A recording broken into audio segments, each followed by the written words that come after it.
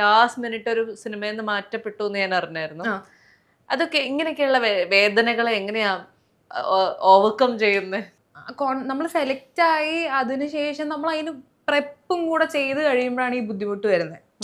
നമ്മൾ അതിന് വേണ്ടിയിട്ട് ഈ പറഞ്ഞ പോലെ വേറെ വരുന്ന സിനിമകൾ നമ്മൾ മാറ്റിവെക്കുന്നു ഈ സിനിമയ്ക്ക് വേണ്ടിയിട്ട്. പിന്നെ നമ്മളൊരു 5-6 ദിവസം കഷ്ടപ്പെട്ട് പണിയെടുത്ത് ഒരു ഡാൻസ് പഠിക്കുന്നു. ഇതൊക്കെ കഴിഞ്ഞിട്ട് ഷൂട്ടിന് തൊട്ട് മുന്നേ നമ്മൾ റീപ്ലേസ് ചെയ്യാന്ന് പറയുമ്പോൾ ഭയങ്കര വിഷമമുള്ള ഒരു കാര്യമാണല്ലോ. ഞാൻ ഭയങ്കരമായിട്ട് ലുക്ക് ഫോർവേഡ് ചെയ്യുന്ന ഒരു പരിപാടിയായിരുന്നു അത്. കാരണം ആ ഡയറക്ടറിന്റെ അടുത്ത് ഞാനൊരു ഈ പറഞ്ഞ പോലെ ഒരു 2-3 years ആയിട്ട് ഞാൻ പുള്ളിക്കാരൻ്റെ അടുത്ത് മെസ്സേജ് അയച്ച് ചേട്ടാ എന്തെങ്കിലും ഉണ്ടെങ്കിൽ പറയണം, എന്താ I want to work with you അങ്ങനെ പറഞ്ഞ് എല്ലാ വർഷവും ഒരു 2 തവണയെങ്കിലും അത് റിമൈൻഡ് ചെയ്ത് അങ്ങനെ അവസാനം പുള്ളിക്കാരൻ എൻ്റെ അടുത്ത് ചോദിച്ചാണ് പ്രിയ ഡാൻസ് ചെയ്യോ എന്ന് ചോദിച്ചിട്ട് അങ്ങനെ ഓഡിഷന് വിളിച്ചതാണ്.